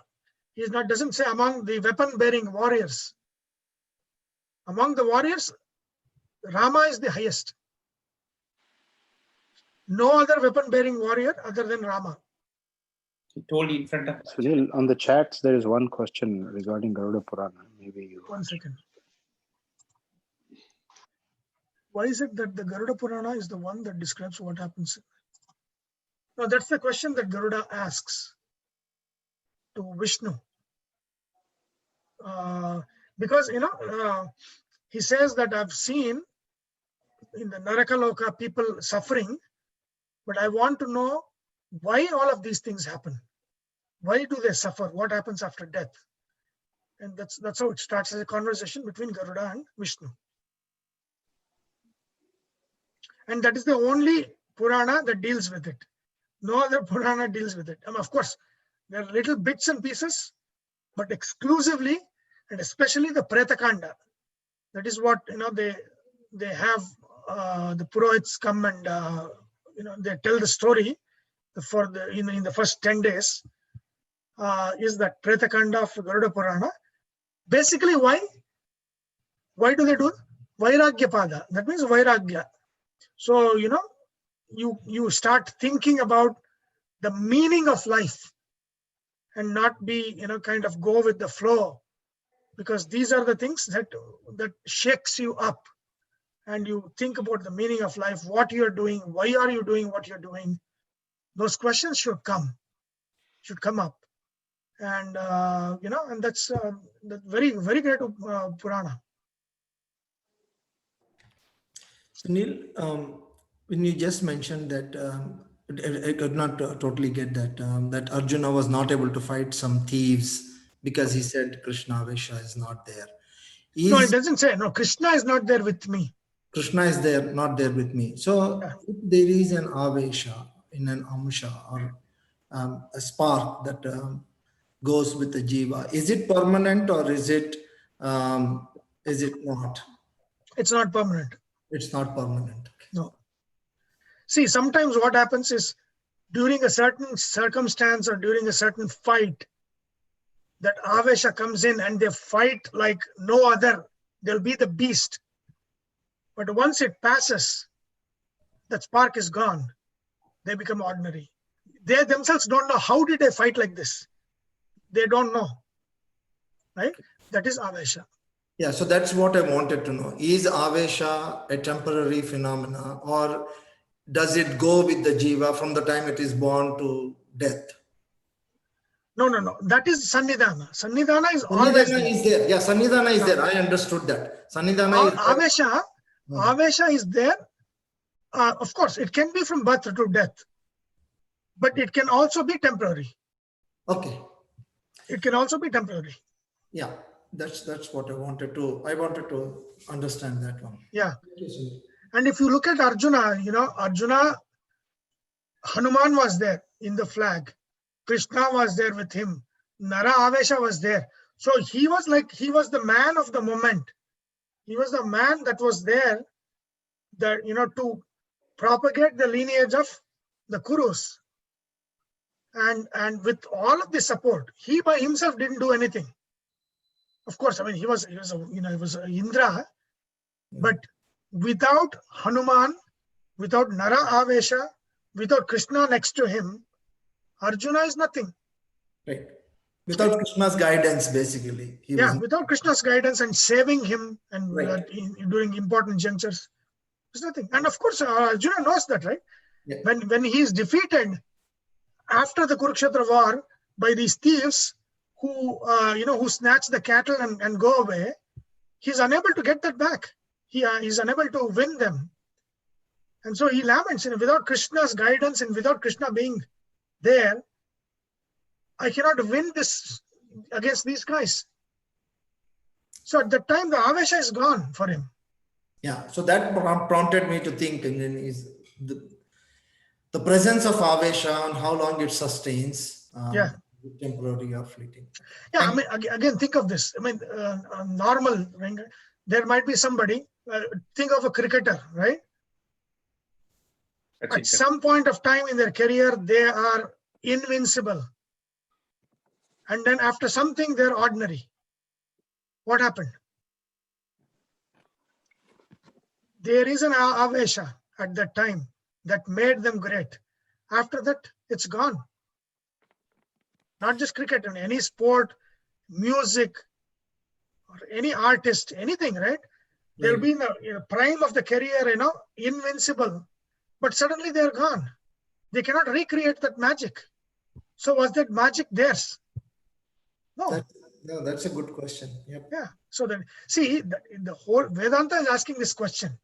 Right. If the magic was you, the magic will always be there. Right. If the magic is not always there, was it really you? Simple question. Yep. No, it is not you. It is not you. Understanding that is the Vairagya. When I am great, it is not me. It is the spark in me. When I am not, the spark is gone. When that understanding is there, then you know the highest of the Vedanta. Naham, right? Yeah. Neti, naham, namama. Like when you do the Homa, what does it say? Namama, not mine, not me, not mine. That is worship. Right. Like Karthik, you are doing that Homa, right? Pranaya swaha, pranaya namama. You are saying, right, for everything. Pranaya swaha. Somaya paumana, right? Soma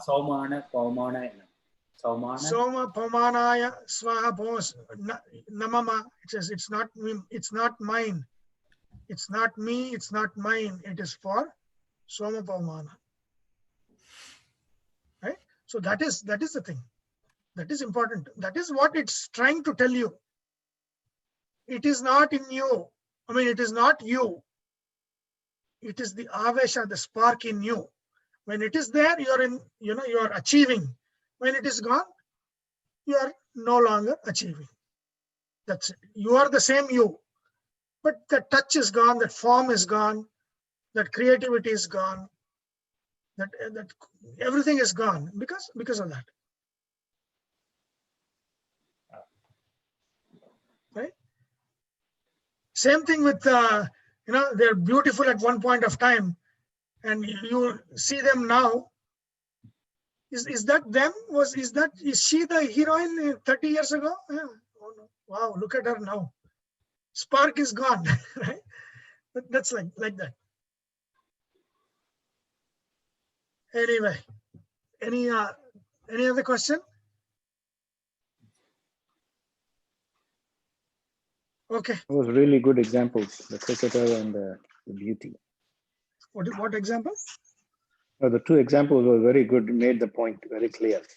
The cricketer and the beauty, yeah. Yeah. Good question, Ravi. Yeah.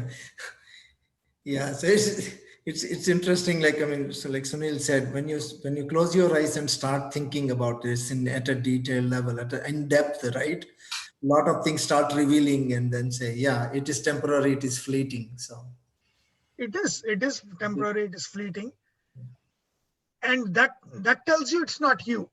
yeah, that's It true. brings you back to reality. It brings you back to on the reality. ground. Yes. Yeah. Yes. That's the right word. Brings you back to reality. Yeah. Yeah. Thank you. Yeah. There's a lot that we assume. That's the nature of avidya. Is there is a lot we assume, like, and this is, they've done psychological experiments and all of those things, right? Like you put a person in a place, and all the things that he does. Let's say he's playing a game of chance, right? Some kind of a game, dice game or something. And then they rig it in such a way that whatever he does, it's the right number he pulls, or he's doing the right things. So he does, and he's like winning and winning and winning. And when they ask questions at the time, he thinks that it is his property, that is him. He's winning because of him, even though the all of this is all chance, right? He has no control over what number he's pulling. He's no control over the things that he's actually doing. It's not effort. It's nothing. It's everything is completely chance. He's playing the game where it is all chance based, but they have rigged it in such a way that everything that he does, it's a winner, right? He'll do something, it's like, oh, you are the winner, amazing, and all. So after some of those, he has to answer some questions, and they ask about himself, right? What you assume of himself. He's like, he's the greatest, he's amazing, he's the winner, he's the achiever. All of those things he assumes for himself. And then another set of people, normal, whatever they pull, it's all wrong, right? Everything they do, it is going all wrong, right? And then they answer those questions, and then they're like, oh, I'm no good, I'm useless fellow, I'm this, that thing, right? And then after all of those things, they analyze, and they said, did you know that in both cases, all of these were chance? There is nothing that you did that created this achievement, or nothing that you did that created these losses and failures. Nothing. Everything was chance. It was rigged. But the nature of avidya is you assume it is you that is making it. It is you that is making, even though it is perfect chance, it is you. Oh, I did it. Right? That is the nature of avidya. The Upanishad keeps talking about this. It's the nature of us. Whatever happens around us, we assume it for ourselves. It's because of me this happened. Even though if you try to look at logical connections, there's no connection. It so happened that you were there and something happened, but you connect that something happened to, I was there. Because of me, this happened. Right? That is the nature of avidya. And what these homa, soma paumanayedam, namama is not me, not mine. It is trying to destroy that association of property, that guna karma, right? The guna, we assume it is us that is making it happen. It is trying to pull you away from that. Namama, namaya, namam, naham, not me, not mine, nothing. Illusion of control. Illusion, basically coming down to illusion of control, right? The illusion of control, the seed of the illusion is the gunas, the avidya. That is called avidya. Avidya leads to these three illusions: illusion of permanence, illusion of control, illusion of identity. Again, that's another one, right? Illusion of identity. What you are not, you think you are. What you are, you miss it. That's the illusion of identity. The illusion of identity, reflects the answer that now you were saying that the cricketer or the actress. Illusion of identity also comes there. Exactly, right? If they think, oh, I am the greatest cricketer, and then from the next game they're unable to score, what happened to the greatest cricketer? Right? That is the illusion of that is me. Yeah, they put the work, but then the reason why they're the greatest is not themselves. There is another spark that is guiding them. So what is the third illusion, Sunil? Sorry, what is the third illusion? Third illusion. Illusion of illusion of identity. Yeah. Illusion of permanence. Permanence. Okay, got it. Illusion of control. Yeah.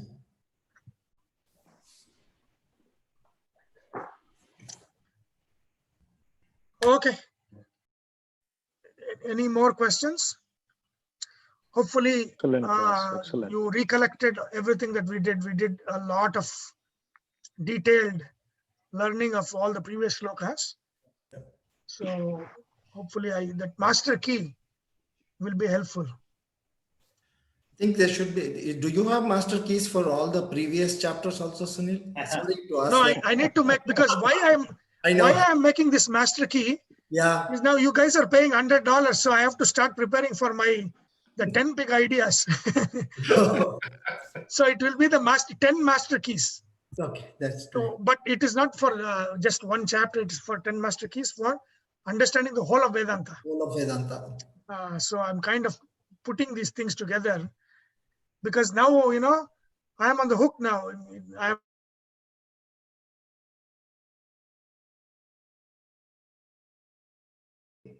So already, I think we already have about 10 or 12 people that have paid 100 or more. So another couple of them, and we will close the class.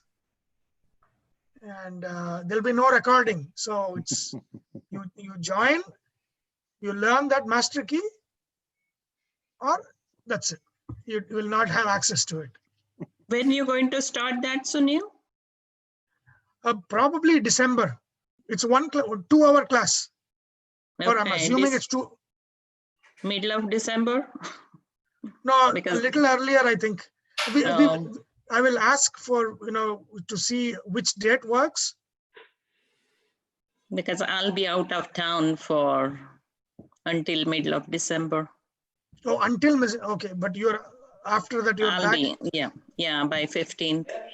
Oh, by 15th, okay. Yeah, maybe we'll do it after that. We'll see how it works for others. Yeah, we are 13, 20, 27. Those are the Sunday dates. 6:30. Yeah, okay.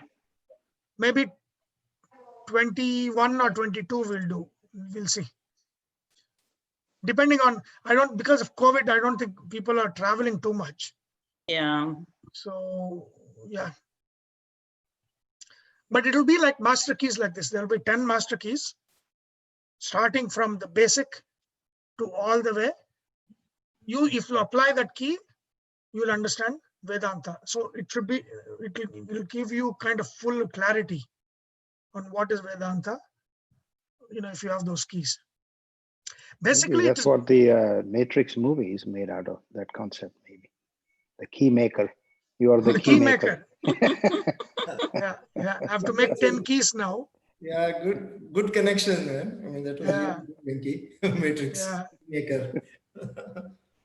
So there'll be 10 keys that we'll see, and then we'll take up each key. Again, I'm trying to conceive what I need to do.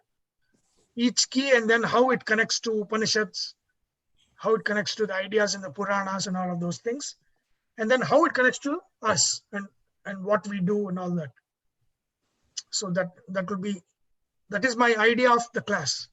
Let's see. Okay. Okay, then let's finish it with mantra. Om Vasudeva Sutam Devam Kamsachanuramardanam Devaki Paramanandam Krishnam Vande Jagadgurum. Om Thank you, Sunil. Thank you, Sunil. Thank you. Thank you very much. Thank you, Sunil. Thank you, Sunil. Thank you.